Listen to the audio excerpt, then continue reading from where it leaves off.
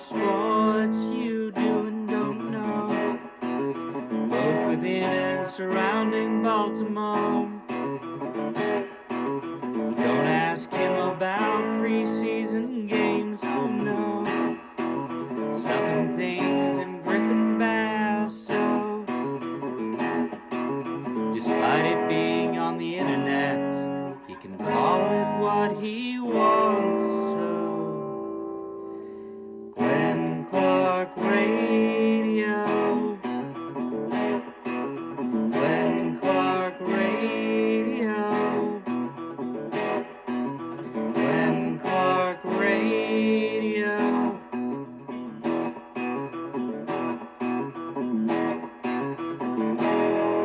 Duke sucks.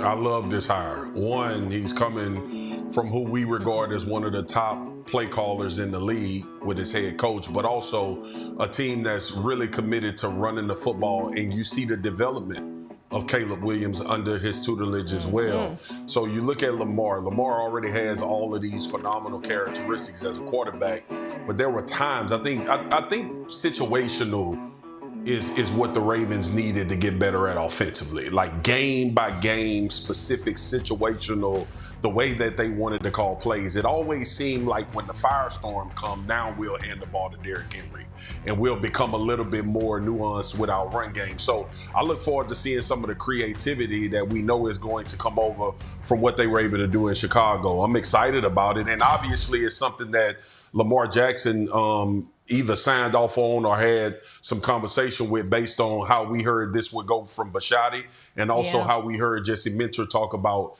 putting Lamar in a position to be even better than what we've seen him be. And, of course, is former Baltimore Raven Marcus Spears sharing his thoughts about the Ravens' new offensive coordinator, Declan Doyle. That is courtesy of ESPN. Good morning. It is a Monday edition of Glenn Clark Radio. I'm Glenn. He's Griffin. Hope you had a lovely weekend. I spent like 20 seconds watching the Maryland game.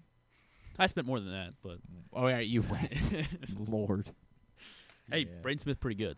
Yeah, you're right about that part. So is Fletcher Lawyer. So is Trey Kaufman. I'm not really sure what that means. means Oscar Clough, for Maryland, but there's that. That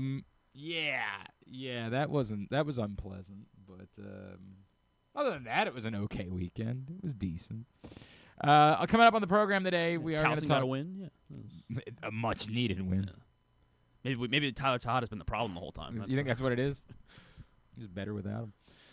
Coming up on the program, we'll talk more about Declan Doyle. Tom Thayer, Chicago Bears color analyst and Super Bowl 20 champion, will join us to tell us what it is that Declan Doyle did for the Bears. I think that's the most pressing question. Later on in the program, one of my absolute favorite people. I've talked about this guy endlessly over the years. He had 3 tours of duty with the Baltimore Ravens. He's now the Seahawks linebackers coach. Josh Bynes will be back with us a little bit later on as he tries to add winning a Super Bowl as an assistant coach to having won a Super Bowl as a player. He is currently the linebackers coach for the Seattle Seahawks, so we'll talk to him about the Super Bowl, Mike Macdonald, the time that he spent with Jesse Minter, all of those things.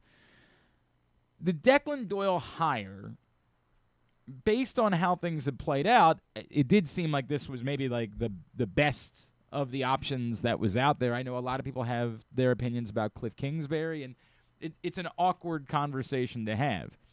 By qualifications, Cliff Kingsbury is unquestionably a more qualified and better option than Declan Doyle. I had been told that Cliff Kingsbury's interview with the Ravens did not go well, and he was not going to be brought back as part of the second interview process for the head coaching job. But as I said about Mike McDaniel, whatever your opinion would be of that person for your being your head coach, absolutely should have no bearing on that person being your offensive coordinator. And that's kind of what makes this tough. I'm very confused as to what the Cliff Kingsbury deal is. Now, it's still plausible he can get one of the the coordinator jobs that will still be available. But for example, like the two coaches that are, I don't know why he would want to be the offensive coordinator in either in either Arizona or Vegas, because those are clearly shadow offensive coordinator jobs. Clearly, what's going to happen is he's going to go back to Ohio State or something. And is that what's going to happen? Just reset his career. Yeah, maybe, or Alabama. It Right, does seem yes, like the yeah. perfect Alabama, although now that Nick Saban's gone, I guess. Right, yeah, maybe not. But Maybe. yeah, like Georgia or something. Right, Like something like that. I'm just really confused by what's going on with Cliff Kingsbury. And is it like an ego thing, the way that some that have been around him have suggested there might be a bit of an ego thing? Because I'll maintain that I'll deal with any of that for functional offense. Now, can I guarantee that Cliff Kingsbury is a better offensive coordinator than Declan Doyle? I can't. And that's the difficult part about discussing it or analyzing the Declan Doyle Heil. Aye. Aye. That's what you're going with? Yikes. My God. We have no idea. We have no clue. What we're really analyzing is the lack of the overall experience that the Baltimore Ravens are going with in their most important spots. A head coach who's never been a head coach before, an offensive coordinator who's never really been an offensive coordinator before. And I know Declan Doyle was the offensive coordinator for the Chicago Bears last year. But we all know he didn't call the plays. So what we're really saying is a head coach that's never been a head coach before, an offensive coordinator who's never called plays before. But other than that, go get them, boys. And both relatively young for the jobs. Now, comparatively, Jesse Minter is over a decade older than, say, Sean McVay, when Sean McVay started as a head coach. But he's still a relatively young head coach. And Declan Doyle, of course, is an extremely young offensive coordinator. And that would be less concerning in certain situations, right? Like if that was the pair that the Raiders came up with, you'd say, hey, that's probably about right. You've got a rookie quarterback. You're trying to figure this all out together. But for a Ravens team that ostensibly, we believe, wants to win a Super Bowl right now, that is an odd way to go about replacing your 18-year head coach who had won a Super Bowl. It is. It doesn't mean that it won't work or that it's a bad idea. We regularly scream, young offensive guru, or give me those young offensive minds, or those new, as if like there's some revelation that happens when you're 28 years old that you can understand football concepts better than a 50-year-old can. I'll let you know in a couple of years. When you get there? Yeah. It is weird because we do this. Like, whenever you need a coach, the first thing you say is, give me one of those young offensive coaches. Give me one of those give me those college concepts. As if that's definitively better than what someone else might come up with. Todd Monken was damn near 60 years old and brought in a pretty good offense for the first couple of years in Baltimore. Age may or may not have anything to do with someone's ability to design an offense. I think when we say that, what we're really just saying is we want creativity, and we tie youth to creativity. Sometimes we get too creative or too cute, and sometimes, with respect to Marcus Spears, it is okay to just hand the ball off to Derrick Henry. It don't need to be all that creative. Just see guy, give ball to guy. Will Declan Doyle work? No idea. No clue. I think that we are overstating the Ben Johnson influence on Declan Doyle. He certainly has far more Sean Payton influence from his time in Denver and New Orleans. Not that that's a bad thing. I don't know how much Ben Johnson rubbed off on him in 1 year. If his offense will look more like Ben Johnson, or there were some stories out of Chicago. I read a couple of profiles about Declan Doyle, and there's some stories that like he had his own play calling sheet, despite the fact that he wasn't calling the plays, which is kind of odd, but, presumably part of what he thought he was learning. I don't know. I really don't know, man. I mean, he also started at Iowa, so maybe his idea of offense is the Kirk Ferentz influence. Right. So he will hand the ball off maybe 60 times. And punt. Yeah. Punt. Well, we got a good punter now, so. Do you have that? As long as he sticks around. Right, yeah, I guess. Never mind. Maybe we don't. So, yeah, that's kind of where I'm at.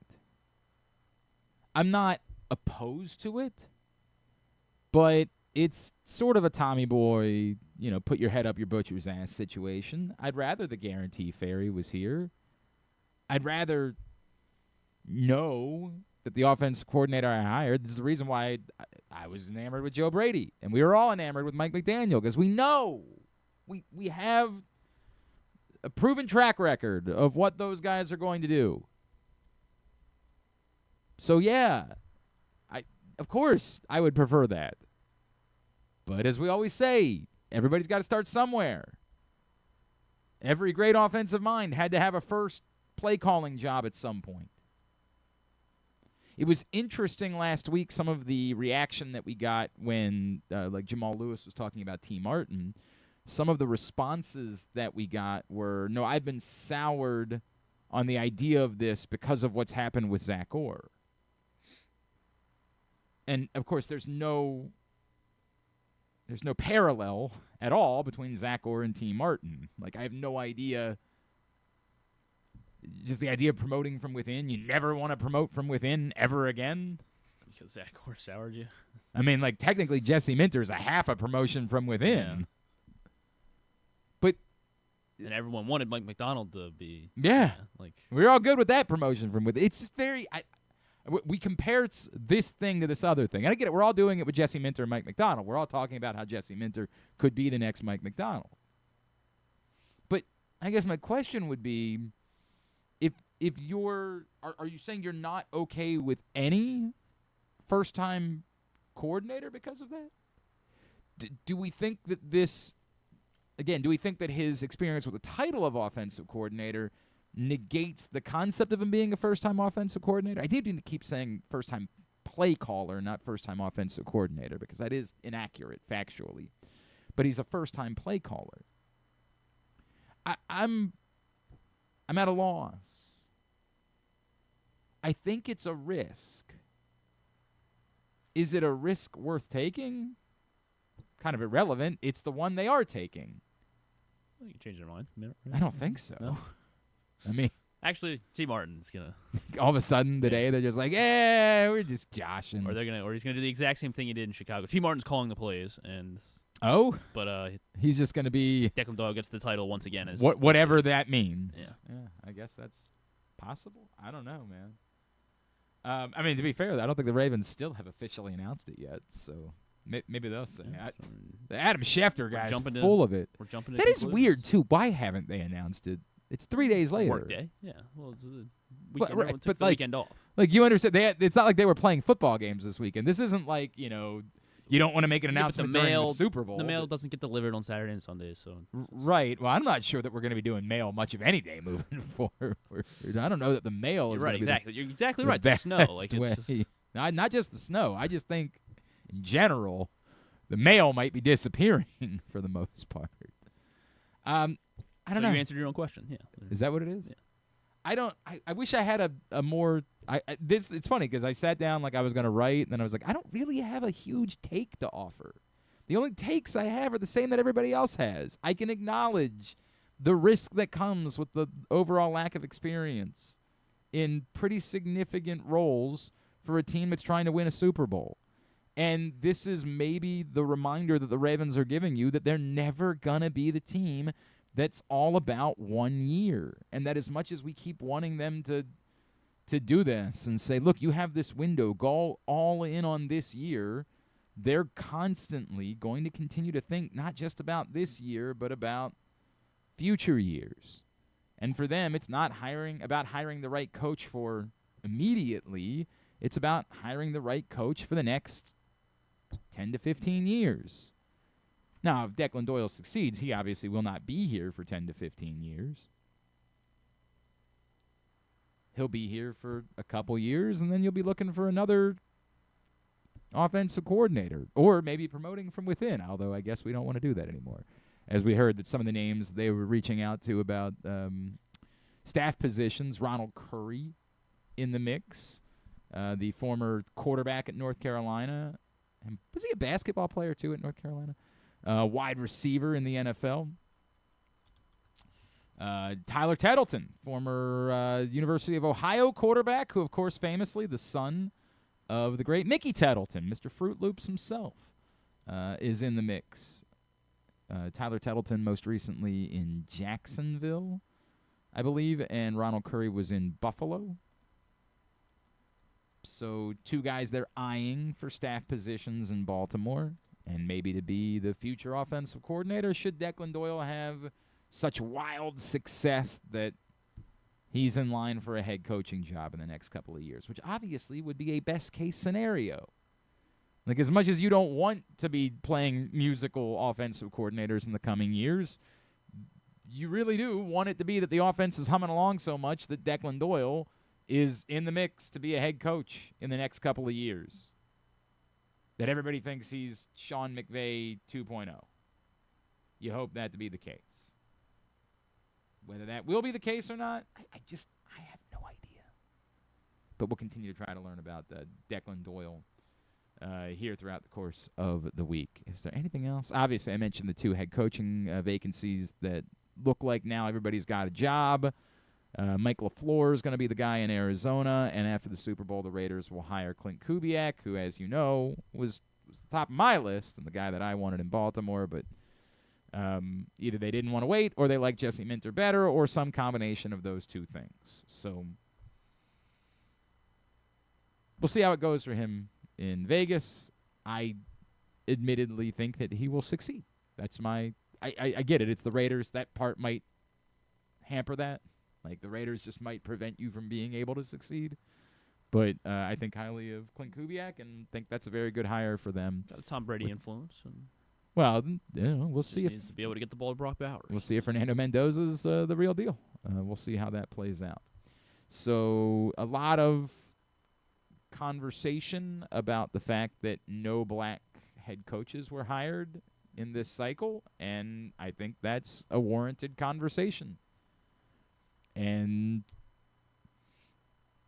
I don't know what the answer is. Like, it certainly shouldn't be quota,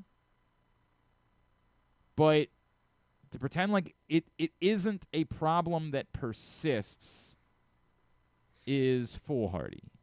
To pretend like it's just dumb luck. The dumbest people you know are the people that are, that rage the most about things they have no idea what they're talking about. Are the people who are like, well, maybe they just weren't as qualified as the other. Spare me. And it's not to say, again, that I think the Ravens were required to hire Vance Joseph instead of Jesse Minter. But qualification-wise, he was definitely more qualified than Jesse Minter was. There's no comparison. And there's a reason why he was higher on my list. I don't know. I'm not preaching. I'm not telling you that the league should be shut down, but it is something that they have to spend more time trying to figure out. Because somebody could say the Brian Flores thing was complicated in particular this time around, and maybe it was. But, it continues to be an issue whether you want to acknowledge it or not, and it's kind of nonsensical. Today's show is brought to you by Live Casino and Hotel Maryland. No better place to be for the big game this Sunday than inside sports and social at Live Casino and Hotel Maryland. 100-foot media wall, interactive activities throughout the course of the game, great food and drink specials at Live Casino and Hotel Maryland for the big game this Sunday. John in Little Rock, Definitely a hire outside the Harbaugh tree. I'm fine with it. I like that he is young and worked under Johnson.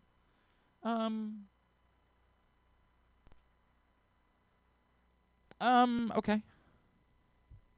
Okay. I mean, you only spent a little bit of time with Johnson. Again, I think that Ben Johnson, I'm not saying it was a bad thing for him to be around Ben Johnson. I just think that the Ben Johnson influence, well, we'll ask Tom Thayer in a second.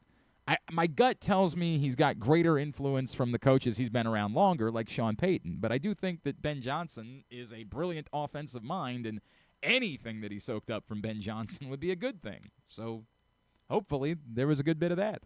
Let's find out a little bit more. Joining us now here on GCR, he is color analyst for the Chicago Bears, a Super Bowl 20 champion offensive lineman. He's Tom Thayer, and he's with us this morning here on GCR. Tom, it's Glenn in Baltimore. It's great to chat with you, man. Thank you so much for taking some time for us. I appreciate you having me. It's nice to talk to you, Glenn. Tom, we're asking this question because I think that we all look at Declan Doyle and say, yeah, there's a lot of good there, right? He was with Ben Johnson, offensive coordinator for functional offense, but we also know, obviously, that he wasn't the one calling the plays, that he was not. He was offense coordinator in title, but maybe not the same role that he's going to have in Baltimore. So I guess the first question I have is, how would you define what Declan Doyle's influence was for the Bears and what they were able to do offensively this season? Declan's been around football his whole life, so all the inside things that you need to understand and learn and know about growing up in a football background, he already has a lot of experience in that. But Ben Johnson is a real hands-on approach type of guy to his assistant coaches. Even though you're not the play caller, you're installing the offense on a weekly basis. You're installing the terminology and the information to Caleb Williams since the moment you got hired. So he's had a lot of responsibility. And I think even in the preseason when he was given Declan an opportunity to call plays during a game to increase their responsibility, I think it's the perfect next step for Declan, because I think when you look at the seriousness and the work ethic and the approach that Ben took, that's the example that you want to learn from until his next opportunity came up.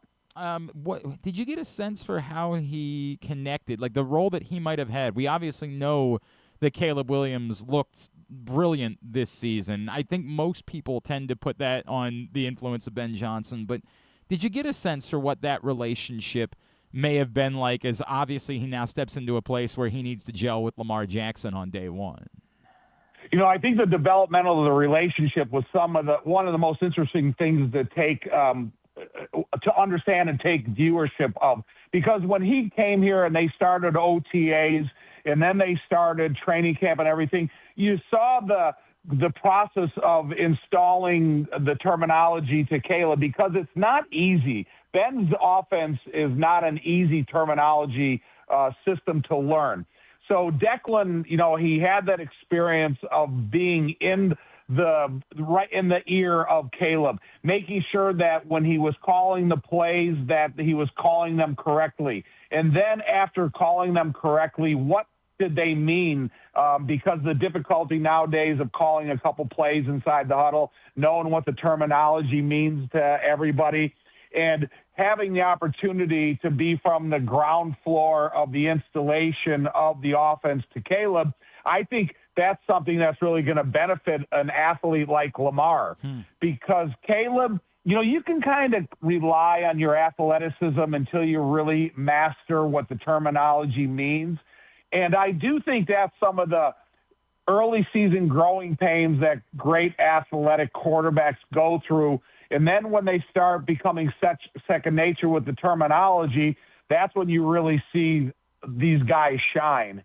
And so to me, I think from Ben Johnson to Caleb and now Declan to Lamar, I do think that it's, has the ability to be a developing relationship that these guys can grow and build some of their best years of service with. He is Tom Thayer, Bears color analyst and a Super Bowl champion. He's with us here on GCR. Tom, obviously we saw, the offense that Ben Johnson brought with him from Detroit and the success that he had. Did you notice, and I obviously was not paying nearly the same attention, but did you notice any of maybe like that Sean Payton influence and the years that Declan Doyle has spent with Sean Payton and maybe that, infiltrating what it was that Ben Johnson was calling a little bit? Yeah, you can see it from the creativity of the play design, the way they called the games, and, the different opponents that they were making changes with week in and week out. So, yeah, you see Sean Payton in it, and then you see Ben Johnson, what his influence is in it.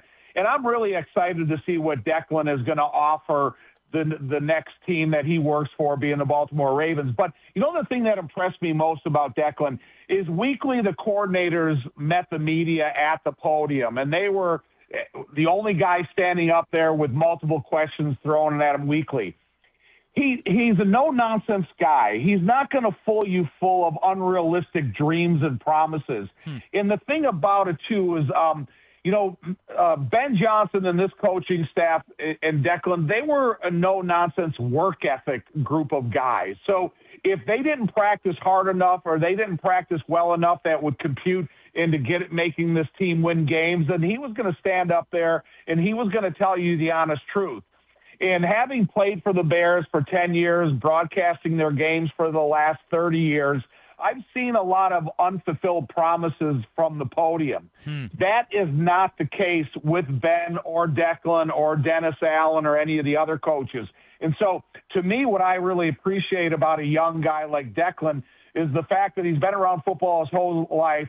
He's learned from a couple of disciplinarians that don't pull punches, and then that's the requirements that he puts on these guys in training camp and making sure they have an approach that mistakes are not accepted. Tom, that probably starts to answer what was going to be my next question, which is it's one thing when we talk about someone being a first-time play caller anywhere in the NFL, but obviously in Baltimore, he's going to be the first-time play caller for a team that just fired their 18-year head coach, Super Bowl winner, because they are trying to win a Super Bowl right now. How prepared do you believe Declan Doyle is to be a first-time play caller for a team that wants to win a Super Bowl immediately?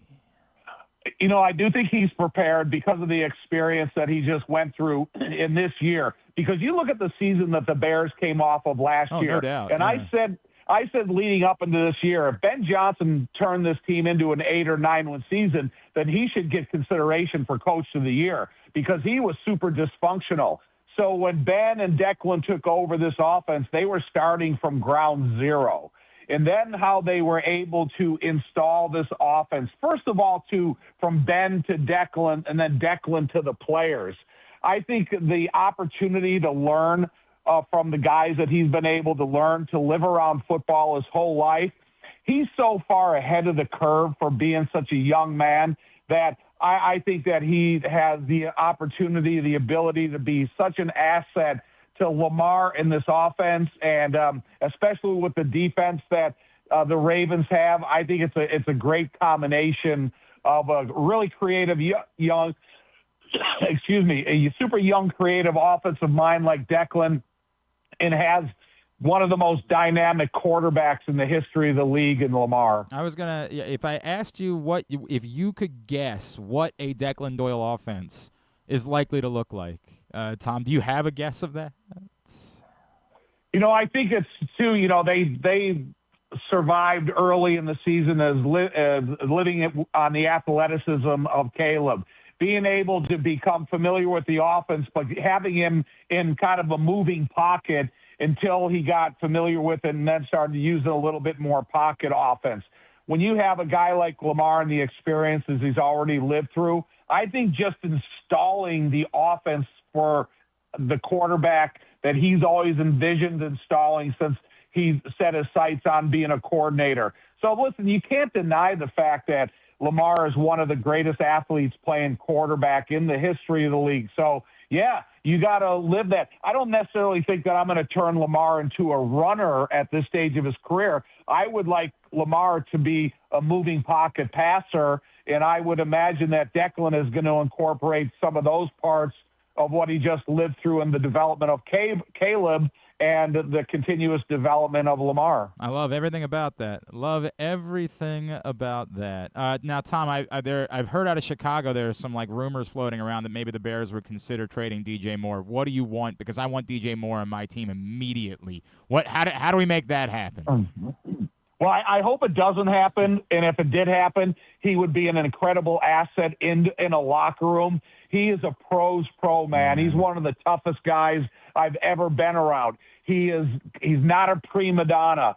And I don't want to see DJ go anywhere because when you look at the Bears receiver room and Rome Odunze and Luther Burden and Jade Walker and all these guys they have, I still think you need a seniority leader figure inside that receiver room, and there's no better guy for that job than DJ. But if you guys got it, you would be a better locker room than you were before not having him. Boy, did he really seem to be like a perfect fit in Chicago too, right? Like that all of the the F the Packers stuff, like it just really seemed like he was a perfect cultural fit there. He is, man. He's tough as nails, too. He's not a guy that misses practice time, doesn't miss games, can take a hard hit and bounce right back. So, to me, what I've learned about DJ since he's been here, he's a guy that I would be more than happy to be a teammate with. Yeah, I would love to have him back. We loved him when he was at Maryland. We'd love to have him back, but I don't know if that's going to be in the cards. Tom Thayer, really appreciate taking the time for us, man. I got to tell you, it was a lot of fun. Like that part that we're excited about with Declan Doyle is it was an awful lot of fun to watch the Bears this season, and I have no doubt that that's going to continue, and I have every reason to believe there's optimism out there for the direction that franchise is headed and really the ability for them to compete for championships immediately. Yeah. One of the neat things about Ben is the moment he got hired, the first time he ever stood at a podium, he made some declarations that he fulfilled, and it was that these guys got to be comfortable being uncomfortable. Talking about the wide receivers, no block, no rock. Talking about the running back position, they got to be comfortable getting the dirty yards. And when I hear Declan stand up at the podium, he's not repeating the words of Ben. He's talking in his own sentences, saying things that he believes in. And that's the one thing I appreciated most about him is he didn't sit up there and make unfulfilled promises. Everything he said came true. Man, love that. Love everything about it. Tom Thayer, really always a pleasure to catch up with you, man. Thank you for spending the time with us this morning. And let's talk again soon, all right? You're well. Anytime. Nice talking. That's Tom Thayer, Bears color analyst and former Super Bowl 20 champion. Appreciate him spending time with us this morning and giving us a little bit more of a sense of what Declan Doyle might bring to the Baltimore Ravens. I am very interested,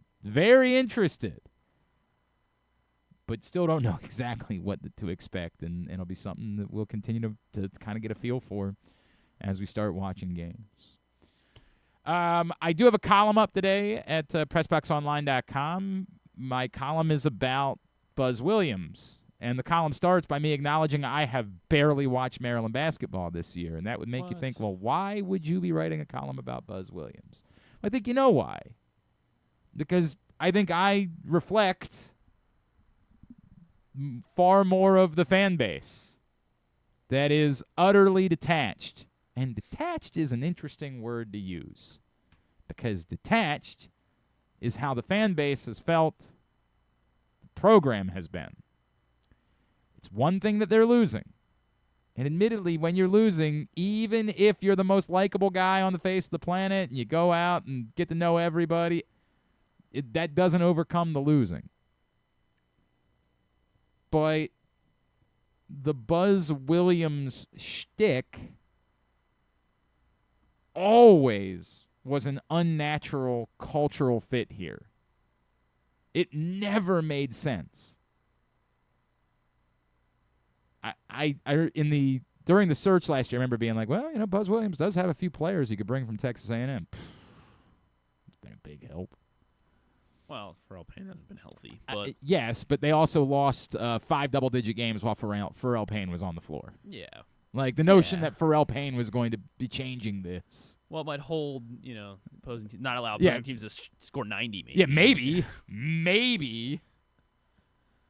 And nobody's saying for it. Like, obviously, look, let me make this abundantly clear. If you're hoping that Buzz Williams is going to be fired, stop. You are wasting your breath. And it's for multiple reasons. It's one, even if I'll start with why it's not even worth the conversation. Well, you'll buy him out, though. Yeah, Buzz Williams got a fully guaranteed contract, which is bat-ass insane. But give that dude credit. He looked at the horrendous situation that Maryland was in with Kevin Willard and Damon Evans and slid in and said, well, you better show stability. That guy. Give him credit. So our gripes should be with the school. Yes. And so they hired him. There was no athletic director. There was no athletic director. There wasn't even an interim, There right? was. Colleen Sorum was the interim athletic director. I mean, it's hilarious how this all went. But it took – so at first I'm like, all right, well, at least he's got some players he can bring with him. I don't think a lot of what Buzz Williams has done as a coach. In fact, I think very little of it. I think he's kind of Mark Turgeon back in the game. Yeah, right. I think that might be my new team. Oh, yeah? You're a Kansas City guy now? All right. So I don't think much of Buzz Williams as a coach, but, at least he was going to bring some players with him. I'll give him that. But I did not know all of the stuff that came along with Buzz Williams, but it only took a couple of phone calls to people who had been around him at Virginia Tech specifically to realize, oh, no, this is not a fit. This is almost insane that this was the hire. And as down as I was on the hire from a basketball standpoint, the culture fit is it's almost like no one was actually involved in the process. I would love to really detail this. And I do know that Kevin Plank had something to say for it, and I guess Kevin Plank has a relationship with Buzz Williams, and that it might have been as cut and dry as that, potentially. But how anyone involved in this process wouldn't have talked to any of the people that have been around Buzz Williams at Virginia Tech to realize, oh, no. And maybe part of the problem is like the people that were involved don't know this area the way they need to understand how poor of a cultural fit Buzz Williams was going to be. Maybe that's part of it. But it did not take long. I mean, people that I talk to that don't say negative words about anyone were like, yo, you are going to hate this. This is Buzz Williams. Buzz Williams does not care about the places where he coaches. He cares about Buzz Williams and the way that he wants to do things. He is not coming somewhere to ingratiate himself. I've joked about that. Like, he doesn't bother to ingratiate himself, perhaps in part because he knows he's not going to be here very long. He's not laying down anchors anywhere. He does not ingratiate himself. He brings his culture. This is how we do things in a Buzz Williams program. It's not Maryland basketball. It's Buzz Williams basketball. And for a small group of people that probably plays, right? Like, if you are a religious zealot, my gut is Buzz Williams' program is for you. And it's part of how he gets some kids, right? Like, a couple of the kids that we talked to. And to be fair, it's a shame they're so bad. None of these guys have been marketed at all, which is tough to do when your team is awful. Sure. Like, that's tough. I give them a little bit of grace on that because, like, it's really tough to put kids out there and try to get traction. Although, like, even when Maryland was dreadful 2 years ago, yeah, like, Jameer Young was still certainly someone that you could put out there and could get attention. That's kind of the nice thing about having local kids on the roster, which Buzz and they were has. still playing, like, close-ish games that year, too. Like, Jameer Young had moments. Well, Jameer Young definitely had moments. That part is true. Like, that part, Jameer Young was fun. Everything else, not so much. But maybe he should come back. It's true. That's what we do. We're doing that now. Just bring him back. Bring all of them back. Anthony Cowan, Diamond Bruno Stone Fernando. should line up. Yeah. Maybe not Diamond Stone. Maybe not. Maybe. Yeah. Couldn't hurt, probably, right? But this, if he's able to get some kids because like the religion part is the heart of the program. He talks about we're going to chapel, we're doing all those things, and some kids and their parents that really connect with that. Now, there's no connection to Maryland. It's just the connection to this sort of traveling religious revival basketball program.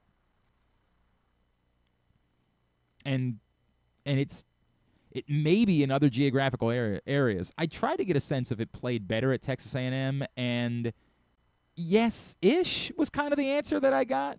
Like, I'm a little bit surprised it didn't play. Like, as much as we say Virginia Tech is, Virginia's kind of technically still near the Mid-Atlantic, like, it's definitely more Southern culturally and in that part of the state.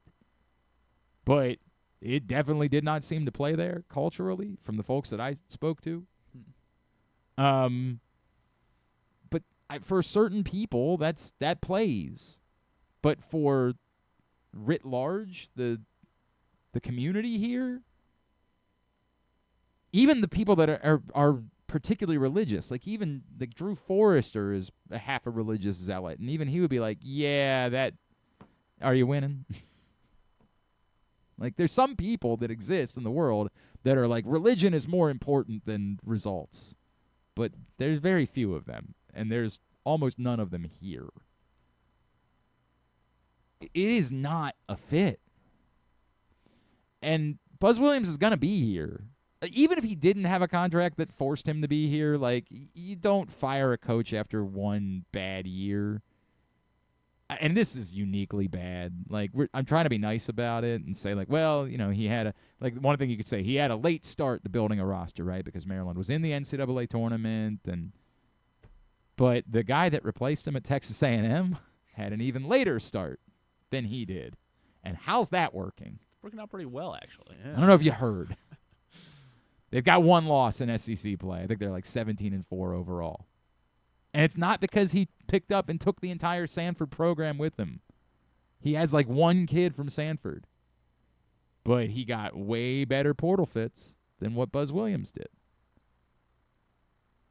I would think that Buzz Williams, if he remains, presuming he doesn't quit, if he remains the basketball coach at Maryland, I think he's going to have more success because, my God, how could you not? Like, how could it be worse than this? But I don't think he's going to have – there's nothing about a track record that suggests that he has the type of wild success that makes people not care. Like, this is what I would say. You can be a complete prick. Oddly enough, we kind of resonate with pricks a little bit more than we do with, religious zealots around here. Gary Williams was an asshole. I mean, I'll say that out loud. I love Gary Williams. Everyone knows that. I worship at the altar of Gary Williams. Gary Williams was an asshole. To me and everyone else. But it worked. Because you know what? We're kind of assholes here. We are. We're not Massachusetts. We're not Philadelphia or New York. But we got a little bit of that in us. That can work. Because what doesn't work is bullshit. Sorry, I'm cussing a little bit today. We can joke about Barry all we want, but the don't piss on my leg and tell me it's raining resonates with us. It does. What? Well, I might have it. I don't know. Oh. Yeah, soundboard doesn't work. We haven't fixed that. It works with us. We understand it. Don't bullshit us. Jerry Eisenberg said it really well, and I wish I could remember the quote. He said it about the Preakness once, and he said, in Louisville, the Kentucky Derby is a fairy tale. In Baltimore, the Preakness is a horse race. We don't have time to suffer your bullshit. Just lay it to us. And if in doing that, you end up coming off like a prick, we'll live with that sometimes, as long as we feel like you're being honest with us. A small example is Buzz Williams insulating and refusing to say anything at all about injuries, which I get is like a thing that some coaches want to do, but to what benefit? What is the benefit? if you think the benefit is, well, I don't want I want to keep the next coach off guard. Okay, well, you still have to put out an injury report. When Pharrell Payne fell on the floor and looked like he had suffered a horrendous injury against Marquette, people were genuinely concerned. We didn't know him well, but he was, pleasant to watch play and seemed to be giving it his all, and just kind of wanted to know that he was all right because it looked awful. What was the benefit to anyone in not talking about it? How did that help anyone on the planet? Other than for Buzz Williams living up to this arbitrary rules that he's set. We don't do that. So by not doing it, he's lived up to his rules. How does it benefit anyone? You're trying to get a community to connect with players, to want to come support them. This one looks like one that's worth supporting, and we're terrified by what we just saw. Now, we just like to know, hey, you plan on not having him play so he can come back and play next year? And yes, it's almost certainly that that's the case. I can't imagine another scenario. It appears to be definitive that Pharrell Payne is going to play for Maryland next year. They're getting a red shirt this year. But we don't know that. And when the product on the floor is complete shit, unwatchable. And I get it. I'm maybe being a little bit harder than I've ever been before. Did you see that Penn State game? Come on. Thank you. They did not give up a 30-point lead, but they tried. Unwatchable shit. It would be nice for a fan base to hear, hey, look, man, we recognize it.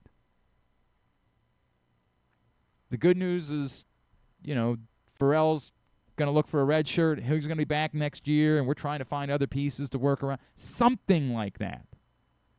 I'm mocking the lessons learned thing because it is. Oh, it's nails on a chalkboard.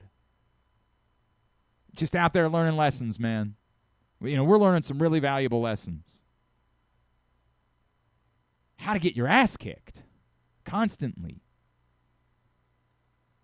Buzz Williams is going to be the coach at Maryland. Unless he decides he doesn't want to be. It would be nice if Buzz Williams tried to figure out how to best be the basketball coach at the University of Maryland, instead of how to best be the basketball coach of Buzz Williams' traveling revival show. He doesn't have to be. The money says he can be whatever he wants because he's not going anywhere. The money's not there. There's no world where Maryland can think about buying him out. If he's going to be here, it would be nice for Buzz Williams to consider how he and the way he's wanted to do things, which his track record does not suggest he has earned the right to tell you how to do things. But his status does. His contract does. It would be nice if Buzz Williams would consider how maybe he could fit in better as the Maryland basketball coach. Am I counting on it? I'm certainly not holding my breath. But it would be nice if he would think about that. Come back in. Someone who always fit in well during his times in Baltimore, now fitting in quite well as the linebackers coach in Seattle, Josh Bynes, Super Bowl champ, is going to join us now. Urinate on my leg and tell me. Thanks, Barry. Perfect timing. Glenn Clark Radio. Get in the game with Volo Sports. With over 15 sports to choose from, join a league or grab a Volo membership for discounted play, free daily pickups, fitness classes, and exclusive events. But the best part? A portion of every league fee helps the Volo Kids Foundation provide free sports to over 5,000 kids across Baltimore City each year. Don't miss out. Early pricing for the winter season ends December 12th. Final registration deadline is January 15th. Sign up now at volosports.com/Baltimore. At Live, we want to say thanks to our community with our biggest giveaway yet. Thanks a Million free slot play giveaway. Join us every Friday in February for your chance to win a share of $1 million in free play, including a grand prize of $75,000 in free play. You could be one of 25 winners each week. So what are you waiting for? Thanks a Million, only at Live Casino and Hotel Maryland at Arundel Mills. Must be 21. Please play responsibly. For help, visit mdgamblinghelp.org or call 1-800-GAMBLER. The weather's getting cooler, so when you and your family are picking out a place to dine, be it lunch or dinner, let's make it nice and easy. Now, with 2 great locations, the Costas Inn remains your #1 destination. Whether you want to get steamed crabs and the full Costas menu out at the original location at 4100 North Point Boulevard, or sample the complete menu minus the steamed crabs at the new location above the grandstand at the Timonium Racetrack, Costas is your place to go. Check out the website CostasInn.com for a look at the menu, and if you want to plan that crab feast, call 410-477-1975. The Costas Inn.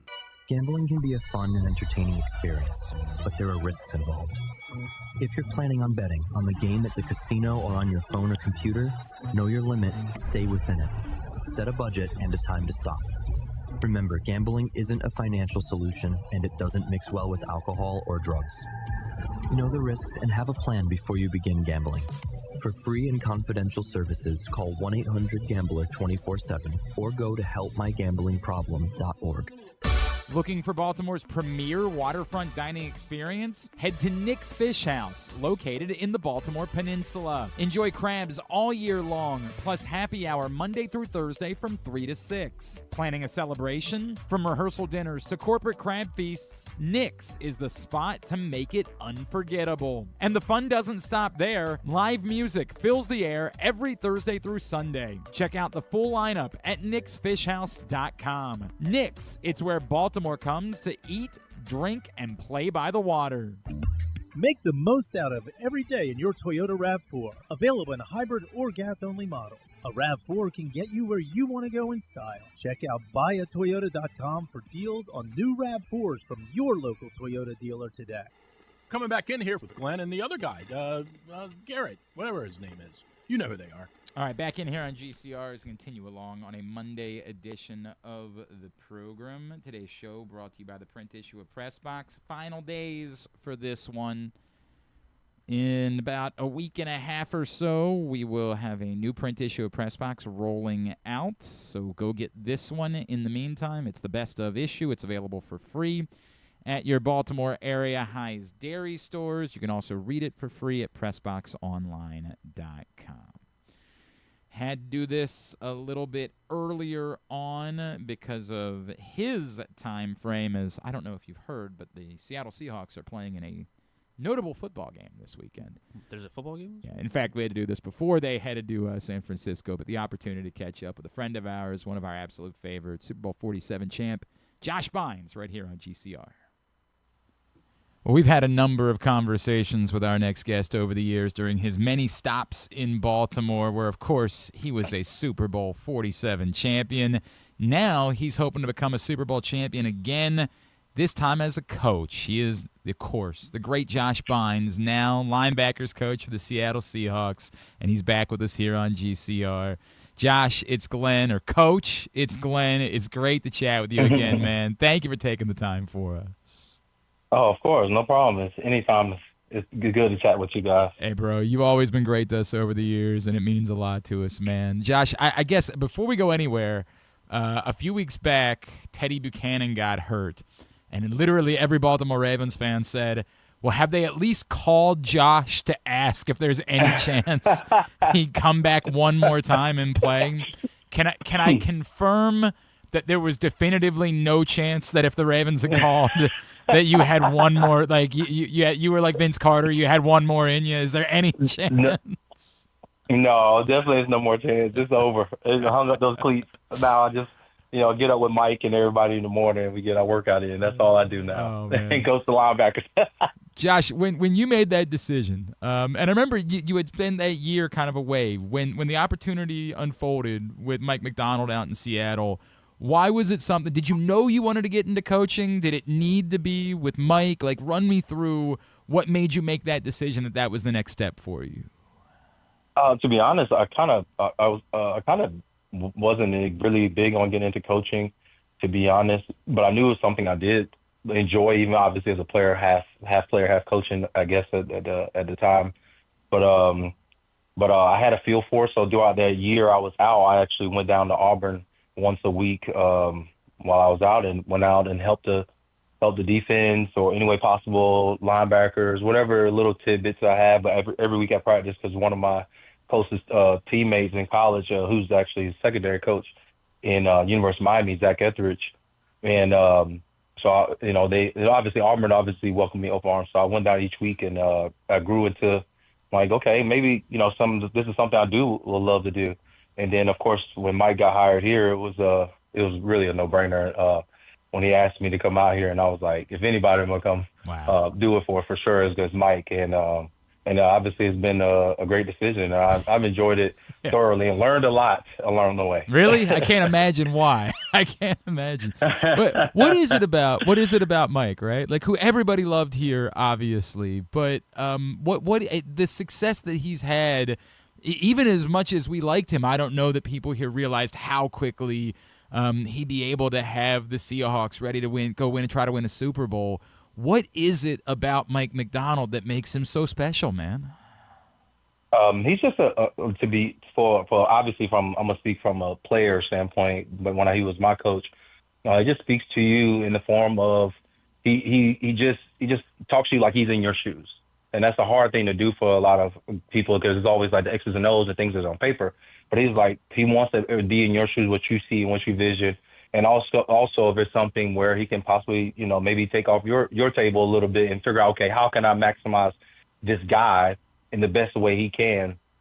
And as everybody know, everybody can't do everything, but the things he can do, how can we maximize that and get him to be the best version of himself when he steps on the field? And that's what Mike does from a player perspective, and obviously even from a coach. And in perspective is me learning so much from him. Just learning how to operations, everything, just how everything rolls and how it goes, and being in meetings with him every day. It's been a joy and been such a great learning experience. And he's just really big on the players and them being in the right position to make plays, and he puts it on himself to be able to make things happen versus just everything. It's like 100% on them. He takes some ownership and accountability all the time, and I think that's very rare. You don't have guys who does that in the way that Mike does. Now, Josh, I think about players, coaches, and guys like Rex Ryan, who were swagger guys. Wink Martindale, right, was a swagger kind of guy.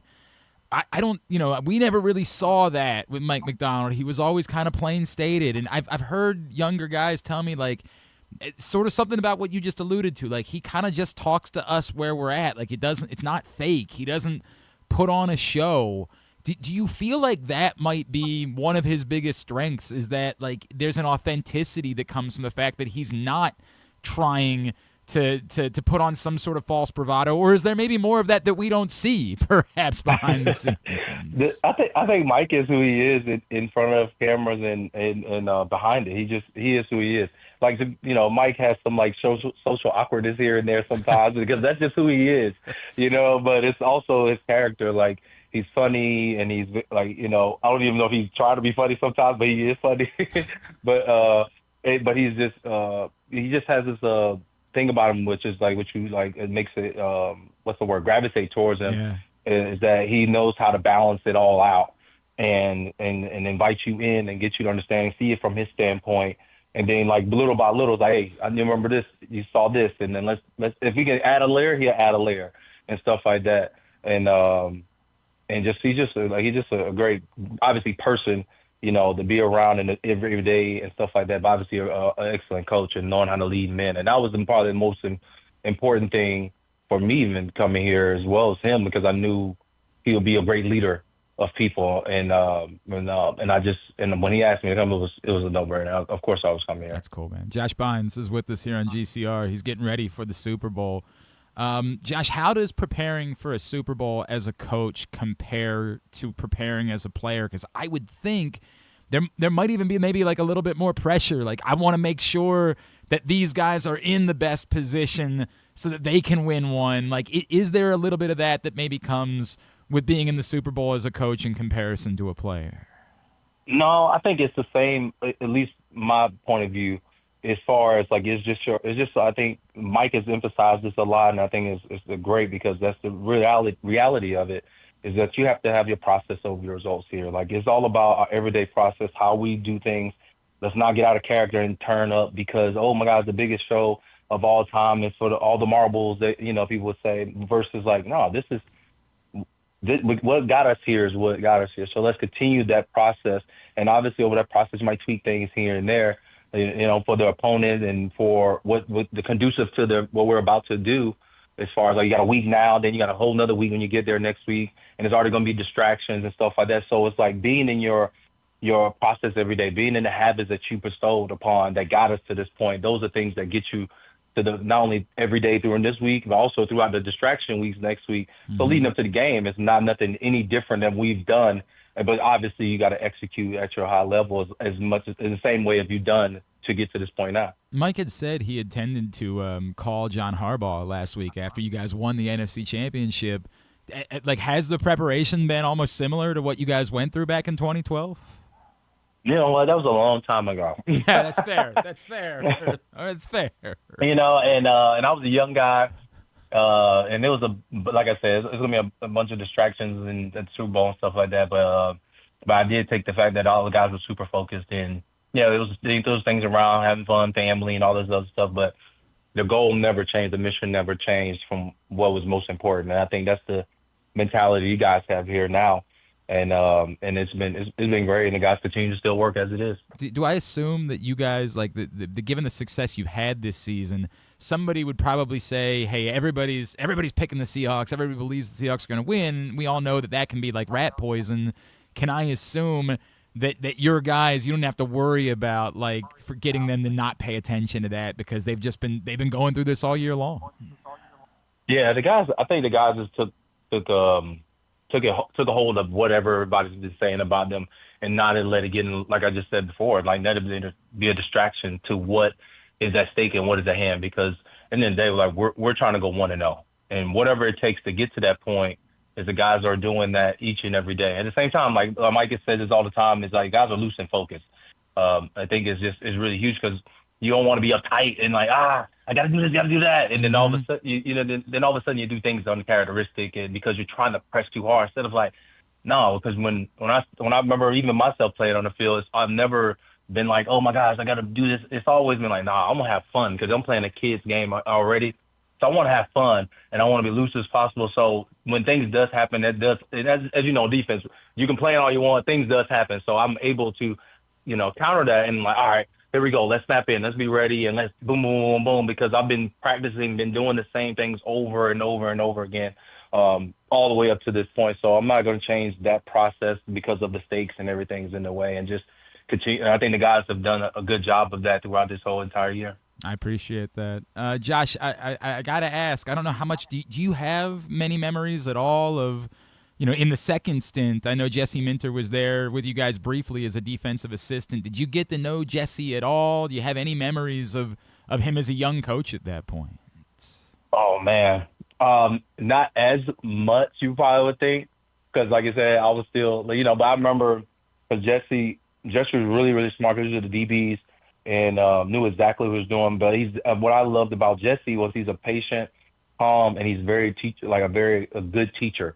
And he's not a guy that's gonna like, go crazy on you and stuff like that. He will. He has that moment, but he is very like he has a welcoming spirit and invites you in to let you know like, hey, like you can do this. Hey, this is coming right here. Blah blah blah blah, and then teach you little nuances in spite of not in spite of. I'm sorry. He just teach you little things here and there that you might not have thought of, but he has a very approachable spirit, and I know he's going to do such a great job in Baltimore because they picked the right guy. I mean, Jesse is a no-brainer defensive guy. Guys going to love him. His personality.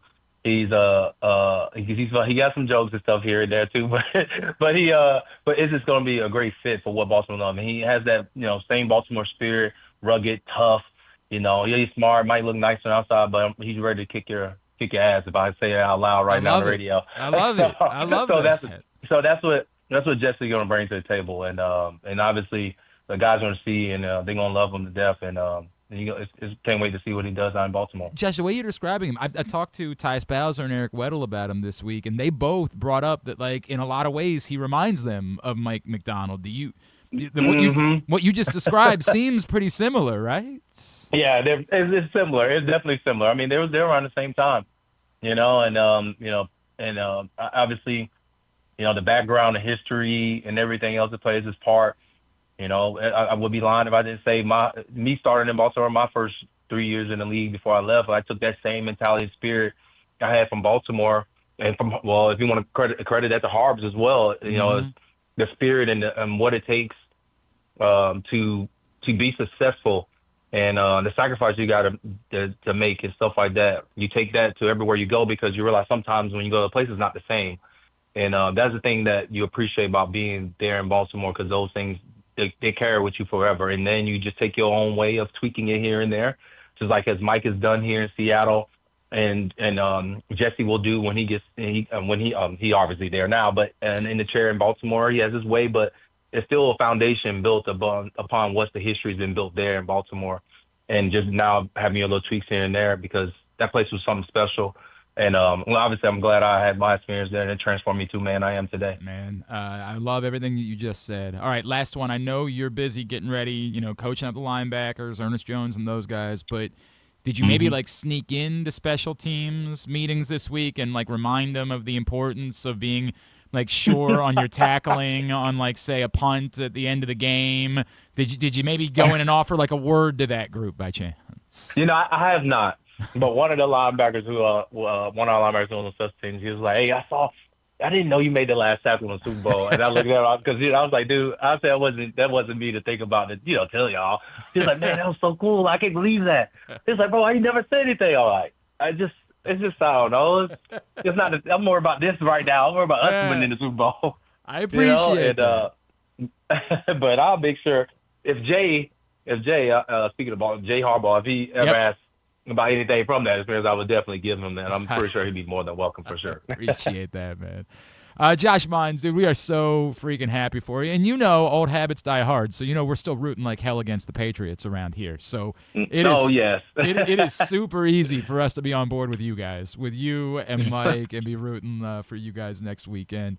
Happy, man. Really awesome that you're having this success, and can't wait to see what's next for you. Go get them, and thank you for taking the time for us as always, bro. Of course. Thank you for having me, for sure. Appreciate it. All right, that was Josh Bynes a little bit earlier, Seahawks linebackers coach, and of course, Ravens Super Bowl champion. Appreciate him taking the time for us. Yeah, I think it goes without saying that we're all going to be rooting for them on Sunday. What kind of psychopath would you be? Somebody, I try to remember who it was. I think it was Scott Reardon when I was on 98 Rock last week. It was like, do you still really have the same vigor for the Patriots, even though it's not? I'm like, it's maybe not the same. Like, if I measured how do I measure the vigor? I don't hate them as much as I hated Bill Belichick and Tom Brady, but the hell, it's the Patriots. I don't want any of them to be happy. Lord, what are we talking about here? There's no debate in my mind who it is that you're rooting for this week. Trying to think about what else happened this weekend. Not much in the way of lacrosse, although Johns Hopkins getting their season underway right now against Robert Morris. Is there anything else that happened this weekend? No, not. Big weekend for the flight game, I guess. There was a lot going on. There was the Shakur Stevenson, Teofimo. I didn't watch WWE. any of it. Hey, I watched Royal Rumble. I did watch that. You know what else I watched this weekend? I watched the The Miracle documentary about the 1980 Olympic hockey team. That's the new one on Netflix. It was wonderful. And then because I was watching it on Sunday, I asked. So my kids in the morning were like, "We want to do something today," and I was like, "Oh God, I hate it. I hate it when because it just you're like, oh, it's I gotta nebulous. hang out with them. Like, what does that mean? You want to do something today? Like, okay, so then I start throwing ideas out. I'm Candyland. Like, no, this is what they're really saying is they Shoots want me and ladder. No, what they really want me to do is take them to Dave & Buster's. That's what they want, and I'm not doing that. We did it last month, and apparently my older son is having his birthday party at Dave & Buster's in a couple of weeks. So we're giving them a boatload of money. Okay. So no, I'm not. We're not doing that. So when I say no to that, here's what happens. Whatever. Like, they don't actually want to do something with Dad. They just think Dad might take them to Dave & Buster's. Well, it's worth the ask. And so then my wife gets on What's me. the like, worst you're going to do? "Oh, Say no? The boys really want you to do something with them today." I'm like, no, they didn't. They wanted me to take them to Dave & Buster's specifically. That's it. And the moment I said that was off the table, I was like, well, we could go bowling. They're like, I don't really want to go bowling. Okay, well, there was a model train show at the fairgrounds yesterday. That sounds pretty cool, actually. No, I don't like model trains. Really? This is when you start you don't just have to make them? Is that? Whatever. So then I said, what about the blaster playing? We go to the blast game. I don't really want to do that. They had some friends who were at the blast game. Oh, are we going to sit with them? Well, no. Maybe we can sit somewhere near them. No, I don't really want to go. You know, go screw. I tried. We're not doing this. Clearly, they run this household. That's. No. This is. You wait. Just you wait. So I said, that's it. That's it. We're watching Miracle. That's what we're doing today. I said, what? I said, first we're going to try to watch the Maryland game, and then after about 5 minutes of that, I said, we're going to put on Miracle. And he was like, what's Miracle? Well, you couldn't have taught him something. Hey, watch number 3 on Purdue. Yeah. Turns out my Play younger like him. son had something to do yesterday. My wife had forgotten his friends were having a party, so he was going bowling anyway, ironically. What if he had said yes to David Buster's, and he just would have missed Oh, out it would have on been David screwed. Buster's? Yeah, it would have been really bad. Or if we had committed to going to the blast game or something, and all of a sudden my wife was like, oh, no! So it was just me and the older son. And so I said, that's it, boy. You're watching Miracle. We're getting into the spirit. The Olympics are next week. We're going to do that. I swear to God, he complained unendlessly. I just want to watch Star Wars. No! Shut up, you! You're watching Miracle. You can watch Star Wars after, yeah. No. No. He Anti-Star Wars house. For 90 minutes, he complained about how boring Miracle was. 90 minutes. And then all of a sudden, you get to the part where they're in the Olympics and they're playing hockey, and he's gripped. He spent 90 minutes complaining, trying to walk away, ADD setting in the whole thing. And then the last 45 minutes, all of a sudden, he's looking up at the screen like this. Giant S-eating grin on his face. When they beat the Soviets, he's crying. I'm like, yeah, boring, huh? Boring. You feel good about yourself, Jack? And he didn't know that I caught him. Like, he thought, like, I swear to God, afterwards he was like, oh, glad that's over. I'm like, you dumbass. God, I feel like Red from that 70s show. You know, I saw you, right? Like, he was like, no, I wasn't doing that. Shut up, dummy. So that part was great, like catching him, like being enthralled by Miracle after he had complained endlessly about it. The doc is great if you haven't watched it yet. It's wonderful. Very much worth your time. It's on Netflix. I think it's just also called Miracle, if I remember correctly. That is right, yeah. But very much worth spending some time with that. And I feel like that was about it. UMBC got a win after they bounced back after they lost to Vermont. Navy continues to roll in the Patriot League. They beat Loyola on Saturday.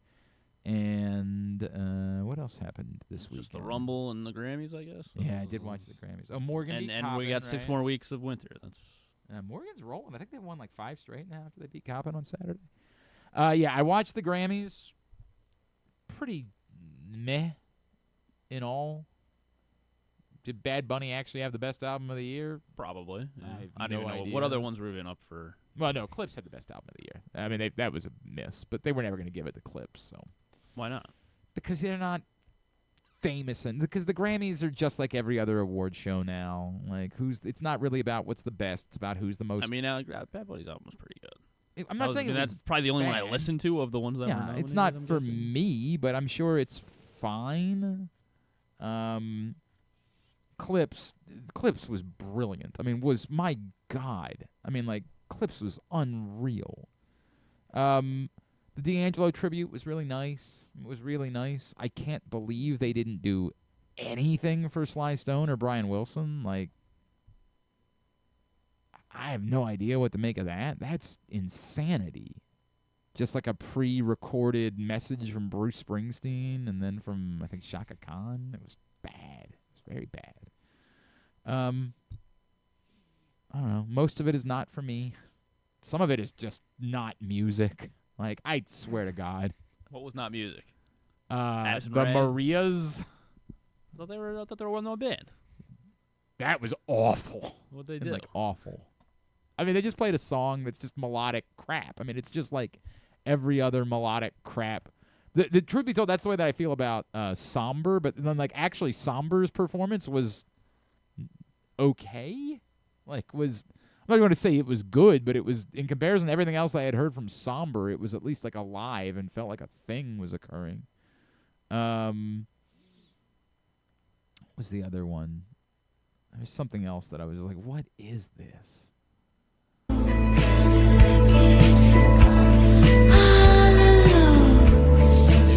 It's like all other. I mean, to be fair, in a world where Geese is the most popular band on the face of the planet, it's definitely as good as Geese. God, they are awful. Like, just awful. Geese is bad too. No, they weren't on the Grammys, but they were on SNL the other week. Yeah, they were on SNL. I mean, they're just terrible. Like, it's not music; terrible. It's just noise. It's this thing where, like, the Bends by Radiohead is one of the greatest albums ever. And then they put out Kid A, and it's dreadful, and everybody said it's brilliant because we forgot the ability to, like, disseminate noise from music. Kid A is noise. Bends is music. This is noise. This melodic bullshit, man. Yeah, Kendrick won Record of the Year for Luther. And that was a train wreck because, like, Cher didn't know she was introducing an award. And then, like, gave a speech because she was given, like, a Lifetime Achievement Award and then walked off the stage. And then they were like, hey, Cher, could you come back here and give out this award? And then she had no idea, like, she was supposed to open the envelope. It was just a train wreck. And then she said Luther Vandross won. It's hilarious. But, like, Luther's good. That's a good. I mean, I don't know that it was the Record of the Year, but it's good. So I'm certainly not angry about it. I don't know why I put myself through the Grammys every year. It's just rage bait. Like, that's all it is, and I put myself through it every year. And the Grammy goes to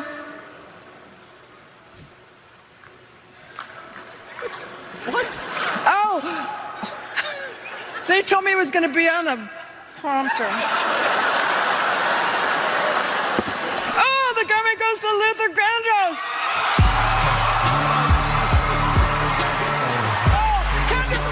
Luther. Good job, Cher. Yeah, that's from CBS. God, man, that was tough. So yeah, I did. Not her fault. I don't know. I did watch that. I did watch the Royal Rumble. I guess we can talk about that on Jobbing Out this week. It was. You did or didn't? I did. So you have unlimited? No. Oh, okay. All right. We'll leave it at that. Yeah. It was. I don't have the Zone either, and I watched the Core Stevenson fight. So yeah. It was meh. It was meh. That's all. So yeah, there you go. That's the weekend. What I'm really selling it.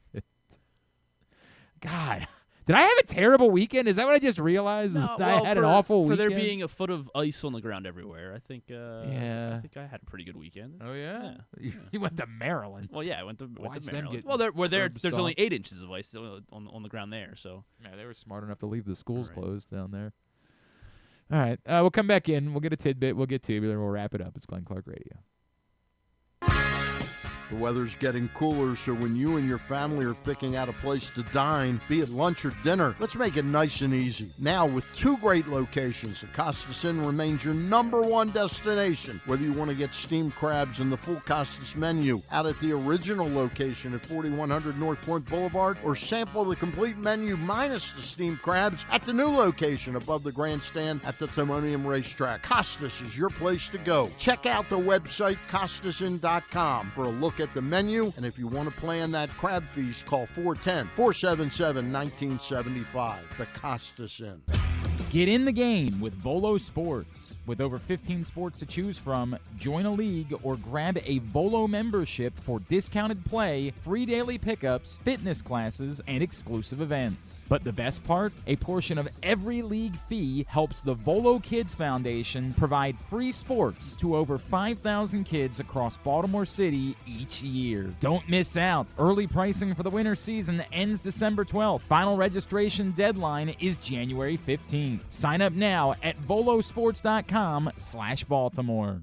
Gambling can be a fun and entertaining experience, but there are risks involved. If you're planning on betting on the game at the casino or on your phone or computer, know your limit, stay within it. Set a budget and a time to stop. Remember, gambling isn't a financial solution, and it doesn't mix well with alcohol or drugs. Know the risks and have a plan before you begin gambling. For free and confidential services, call 1-800-GAMBLER 24/7 or go to helpmygamblingproblem.org.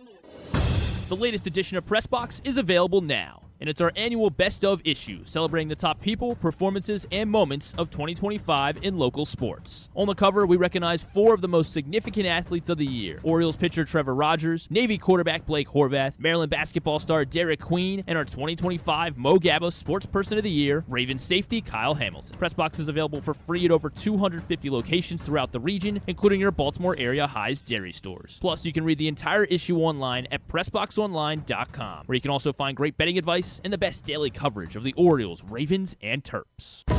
At Live, we want to say thanks to our community with our biggest giveaway yet. Thanks a Million free slot play giveaway. Join us every Friday in February for your chance to win a share of $1 million in free play, including a grand prize of $75,000 in free play. You could be one of 25 winners each week. So what are you waiting for? Thanks a Million, only at Live Casino and Hotel Maryland at Arundel Mills. Must be 21. Please play responsibly. For help, visit mdgamblinghelp.org or call 1-800-GAMBLER. Contrary to what some people believe, I actually like this guy when he sleeps. Glenn Clark, talking sports. John, the best performance was definitely the D'Angelo tribute.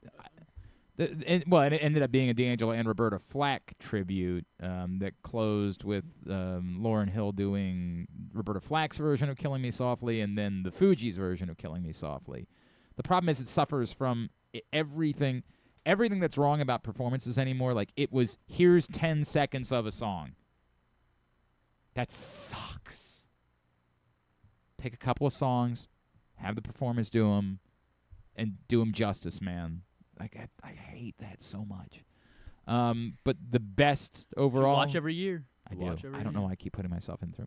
Other than that, like, Olivia Dean is so freaking good, man. Like, she is incredibly talented in that Talk to Me. That song is awesome. Yeah. Yes, that song is wonderful. So, like, that was good. Is anything else good? I mean, Lady Gaga's good. Like, she's good. You know, like, and Bruno Mars is so talented. That song doesn't do as much for me as some of his other songs. Song, yeah, I Might Be or something. Yeah, something like that. Yeah, it's fine. But like, it's Bruno Mars. Like, even his meh is kind of better than most people. List like, I don't know. Like, Post Malone's version of War Pigs wasn't bad, but like, I missed a Post Malone performance. Like, everybody's version of War Pigs is usually pretty good because it's just a great song. I would say T-Pain's War Pigs is better than Post Malone's War Pigs was. But it was nice. I mean, it was nice as an Ozzy Osbourne tribute goes. It was a show that happened. That was, again, it's just not for me, man. Like, that's the reality. I'm more, I don't know what I am. Football, yeah. Yeah, it's just not for me, but I do it to myself every year. All right, let's wind down. Hey, Stan the Fan is going to get together with Andy Koska a little bit later on today to talk some baseball with the Baltimore Banner, Orioles beat writer. Talk about whether or not there's going to be a move for a pitcher before... Will no one sign for Robert Valdez? I mean, pitchers and catchers report next week. Will there be another pitcher reporting with the Orioles? We'll find out. Do your pitcher power rankings. Of who's left? Yeah. I mean, Valdez and then Gallon or the other one, Giolito. I like it's so weird because I have like very little interest in Giolito, but like God, what the make of Zach Gallen? Like that's qualified. Presuming the money that Zach Gallen wants, I would probably put Giolito over Gallen. If like Gallen is crashed down to it's just like a 1 year prove it type of deal, I'd probably put Gallen ahead of Giolito. And maybe that's where it is. But good. Who is this guy they got from the White Sox last night? This Cuban guy. I'm sure he's gonna be cut in a week. Like it's true. That is sort Ramos, of the bit. Brian Ramos is that Brian Ramos? That's the guy. Yeah. I saw a couple people ask if like that's a move that you make because you do plan to thin the herd of positionless bats, and like maybe, but the only one that has to. Like, everybody keeps talking about, like, what are you doing with Ryan Mountcastle? Like, you're doing with Ryan Mountcastle is what you can do with Ryan Mountcastle. No one is taking Ryan Mountcastle unless you're also giving them something of value. Like, this notion that you were getting something for Ryan Mountcastle is insane. No one wants your Ryan Mountcastle. They've got Ryan Mountcastle at home. And this is not a shot at Ryan Mountcastle. I hope Ryan Mountcastle has a great year this year. If he plays. But this notion that there's no trade value there. There was no trade value for Trey Mancini, and Trey Mancini was a better version of Ryan Mountcastle. Truthfully, the only guy in that group that has any trade value is Mayo, and even that is minimal. It's a tricky thing, man. Like, this is... Positionless bats, for the most part, are guys that exist within every organization. In order for yours to have value, it's got to be like a sure thing that is a 40 home run guy. Because they've got a 20 home run positionless bat. Those players exist constantly. Maybe Mayo is a 40 home run guy. He might be. And so that might be why Kobe Mayo has some value, but even that is going to be disappointing. Like, Kobe Mayo alone was not going to land one of these guys. It was got to be a package of Kobe Mayo and plus.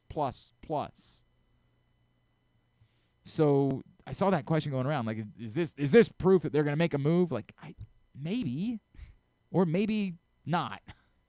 And to Griffin's point, maybe it's not even somebody they care about. They're just like, if you're throwing them away, I guess we'll let him come over here and run around a little bit. Because they had to cut another guy that they brought in like a couple weeks ago. I don't remember who they cut. I don't remember either. But like that was the yeah. It might mean nothing. All right, let's get a tidbit. Oh, I should finish the thought. Stan the Fan is going to be talking about that stuff. Sorry, you screwed me up. I thought you were finished. Talking about it with Andy Koska from the Banner. Today at 5 o'clock, Facebook.com/PressBoxSports. As always, Stan's shows are brought to you by our friends at the Costas Inn, who we love. 2 locations. One, the OG in Dundalk, 4100 North Point Boulevard. The new one in Timonium at the Grandstand, the Costas Inn. It's a Baltimore institution. You shouldn't need me to tell you anymore. You should just be at the Costas Inn already. Go check them out right now. They DFA'd Weston Wilson for Brian Roberts, who I thought was maybe I don't know because he played a little bit more MLB I think than I'm looking at his screen. Yeah, he's played slightly more than Ramos. If you say so. So yeah, what do I know? Okay, is this tidbit? You got a tidbit? I think so. Yeah. Sorry, I wasn't sure if that was the tidbit sponsor. If that was just. It was. If that was just a. Let's just do Grammys. Kendrick Lamar won 5 Grammys last night. Good most Grammy awards now. He is the most awarded by any rapper. Yeah, I did see that. Jay-Z's second. Jay-Z is second. The top 6 each have 10 or more. All right. Kanye is still probably on that list. He is third. Can we maybe not include? He apologized. Right. Great point. Is this solo rap? Like Outkast doesn't count because they're a duo. Outkast is listed on here, but they had 6 as a group. Yeah. So how about Missy Elliott? No. The highest the highest ranking female rapper would be Lauryn Hill at 8. I mean, that's kind of rapper. I mean, by the way, that was all in 1 year too. By the way, like that. Really? Lauryn Hill could be better described by just using the term hip hop. That was an R&B album. I mean, it was the greatest. It might be the greatest album ever made. Like it's that brilliant, but it was all then. Eminem. Yes, Eminem is in the top 6. Just trying to figure out how many Missy Elliott won. Where's Missy Elliott at? I guess less than 10. How about? Well, obviously less than 10. But yeah, Eminem is 4th. So Dr. Dre? Dr. Dre, no, he's 9th. Probably has some producing ones that just don't count because. How about? I'm trying to think of who the Grammys would give. I don't know. LL Cool J? Not LL Cool J.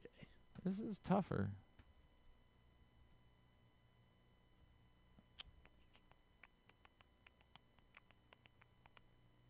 I don't know.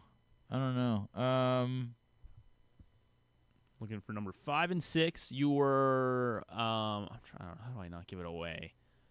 When you said Outkast, you were Ludacris. No, you were kind of right, but what was the one of the members? Yeah, dude, that's not. When I say Outkast, then just say Andre. That doesn't count. Well, because they list them separately though. But then their list is bullshit. He didn't win a bunch of solo awards. Okay, well I guess. I mean, he won. He won because he was an Outkast. So they're including. So you're and claiming they're including. They probably gave him one for his stupid flute record, which isn't a rap record. So but, by the way, everybody says it's very good, but this is nuts. Stupid flute. No, you hated it. This is dumb. This is a dumb list. If that's the case. He's got 10.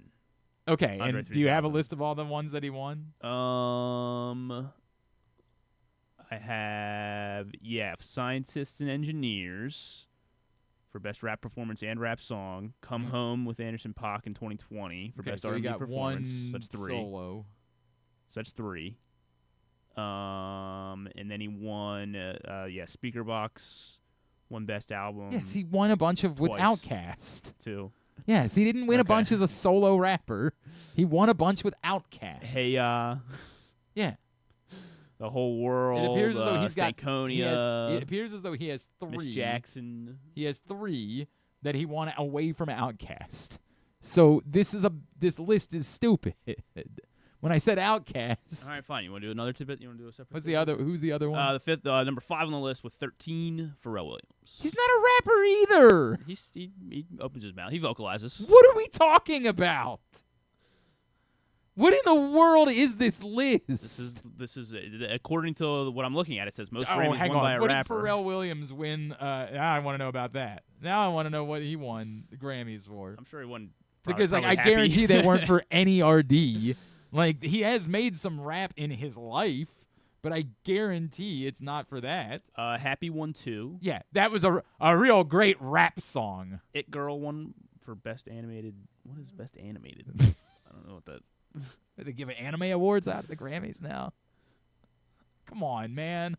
What is this list? Trying to get to his Grammy. Why do I watch this award show? They think Pharrell Williams has won a bunch of rap. Justified won Best. There you go. The Justin Timberlake album is why Pharrell Williams is the rapper with the most Grammys. What is this? Moneymaker, Best Rap Song. Okay, so we finally found one. And he won one for Good Kid, Mad City and Random Access Memories. That was Daft Punk. Random Access Memories. Yeah, that was Daft Punk. He's getting credit. Good Lucky. Get Lucky was Record of the Year. Yeah, another big time raps. Happy won 3. God damn. I can't believe how stupid this is. Has he won any actual rap awards? Chains and Whips, Best Rap Performance. He won one for the Ludacris song. That's what we figured out. He has one rap award ever, and he's considered to be one of the top rappers in terms of the Grammys. All right, so maybe they just need to bridge out a little bit more then. Maybe. He's won 2. What is Chains and Whips? That's from Kendrick. All right, yeah. So he's won 2. He has 2 rap Grammys ever. Congratulations, Pharrell. You're the rapper I with think the you most just hate me. Like you were Grammys. gonna find an issue no matter No, what. I have no problem with any of the other ones. They're all rappers. I mean, Kanye West is one of the worst human beings that's ever lived, but at least he was actually a rapper. Like, You want the other tidbit then? what was it? Name the NBA All-Stars.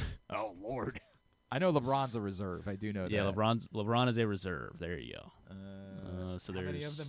there are 12 on each. You want me to name each 24 conference. dudes? You can't name 24 basketball players? Aren't you the host of Glenn Clark Radio? I am the host of Maybe Glenn you Clark are Radio. fine. Let's do Dur- just the East Durant. All-Stars. The West is easier. I was gonna say that was the one I thought I could get. Yeah, just do the East Lord, All-Stars. The East All-Stars. All right, hang on. Tatum. No, he's hurt. Oh right, yeah, he is. 0 for 1. Yeah. Maxey. Yes, Tyrese Maxey. He is a starter.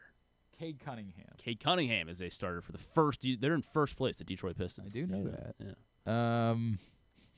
Maybe you should have been watching Sunday Night Basketball. instead of Donovan last Mitchell. night. He should be. Yeah, he's a reserve. I did not know. I could not have told you. He's averaging 29 points a game. Jalen Brunson. Yes, yeah, he's starting. Starter, Jalen Brunson. Good for Jalen Brunson. Jalen Brown. Jalen Brown, a starter as well. He's got 4 of the 5 starters. Although I guess there'll probably be a new starter because he is hurt. So we'll see who gets elevated for that. Giannis, yeah. Giannis would be the 5th starter for the East. I didn't know that. And you got 7 reserves. You already named Donovan Mitchell. So 6 How about more. Cat? Yes, Karl-Anthony Towns. Averaging a double-double this season. We're a basketball show. I'm not sure I'm going to get any more. Is there Siakam? Yes, Pascal Siakam. I was about to say Tyrese Halliburton. Spicy P. Yeah, no Tyrese Halliburton. I'm aware. Is there a Magic? No, there is no Orlando Magic. Is there a Raptor? There is.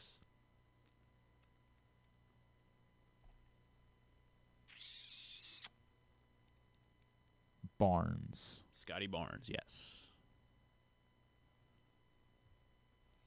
Is there a...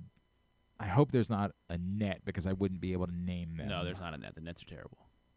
No Wizards either. I'll give you that Yeah, one. I figured that much. A Bull? No Bulls. Is there another Piston? There is another Piston. Shoot. I don't think I know any more Pistons. He's a front court guy. He's a forward. Great. I bet he's good. He's averaging a double-double. Sure. 18 points per game, 10.7 rebounds. He went to Memphis. Oh, Duran. Yes. Yeah. Jalen Duran.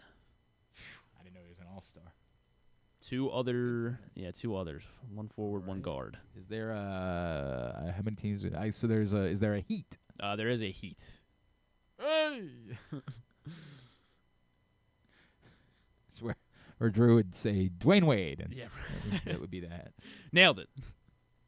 Because it's obviously, I don't think it's Bam. No, it's not Bam. He's the guard.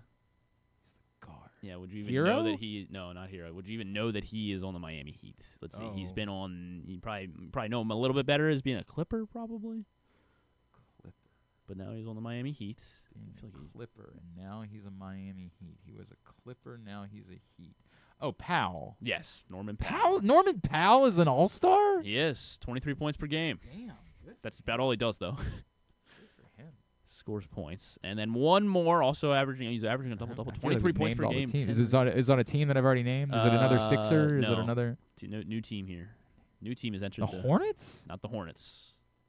Just see who would replace. I guess I'm trying to figure Oh, the out Hawks. Yeah, the Hawks. I haven't named the Hawks. Because LaMelo Ball's having a good season, I think.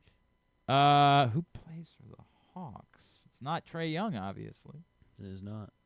I don't even know if I know any other Hawks. Kristaps. No. He's a Hawk. I think he is, right? Isn't Kristaps a Hawk? Didn't he go?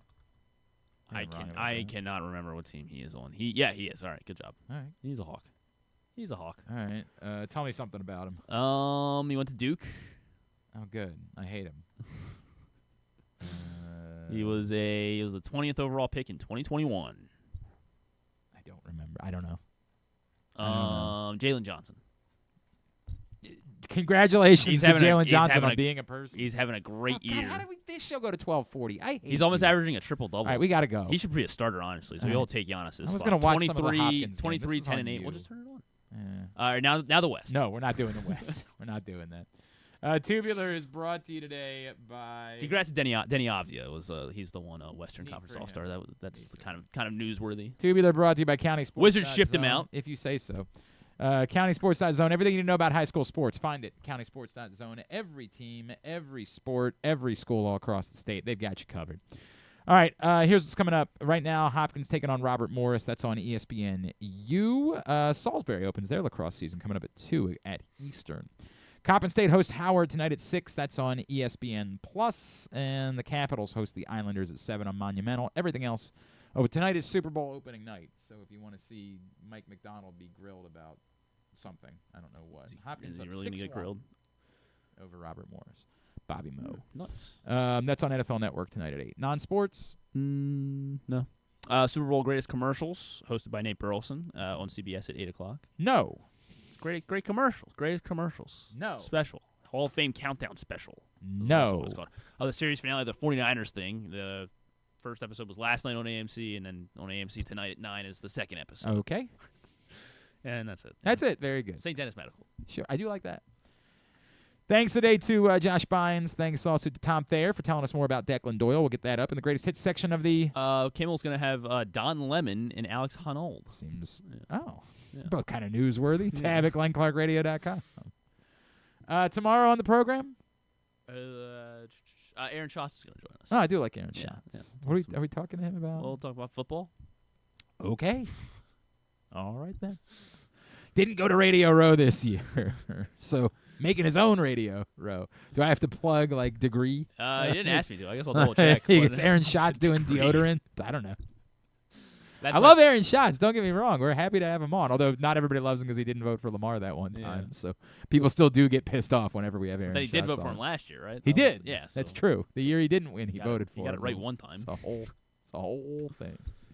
Thanks to everybody at PressBox, all of our great sponsors and partners, including Volo Sports, Nick's Fish House, Live Casino and Hotel Maryland, your Baltimore area High's Dairy Stores, Costas Inn, 1-800-GAMBLER, helpmygamblingproblem.org, countysports.zone, your local Toyota dealer at buyatoyota.com. Thanks to Griffin at Griffin_Bass. Follow us, Twitter, Instagram, and TikTok at Glenn Clark Radio. Have a, what's this? Yeah, we might have. Oh, that's, I actually had PJ Volker on WBL 2 weeks ago. So for those that don't know, PJ Volker, played at, what was the name of the school? Mount St. Joseph with Jesse Minter. PJ Volker, who's the defensive coordinator at Navy, played with Jesse Minter together and was childhood friends with Jesse Minter's wife. They have been incredibly close. I mean, very close friends over the years. So according to Jeff Zrebeck, PJ Volker is going to join Jesse Minter's staff as a defensive assistant. And as the first commenter points out, that is a little bit surprising because he did have an offer to join the Chargers staff last year. Now, maybe he didn't want to take it because, Jesse wasn't the head coach, and there's always the risk that he's going to lose his job. And as I talked to PJ about, the Navy job is so good that you don't. But now that you know that he's entrenched as the head coach, or it's a little bit more comfortable, and geographically, you don't have to move. I don't know where PJ lives. I haven't asked him, but I assume it's probably near Annapolis. And while maybe you'd want to be a little bit closer to Owings Mills, it's not terribly far. So it's a bummer for Navy because PJ Volker is awesome. But it's a cool story of the relationship that PJ Volker and Jesse Minter have shared. So that's fun. All right. Have a great Monday evening. Go Coppin. Go Hopkins Lacrosse. Duke sucks.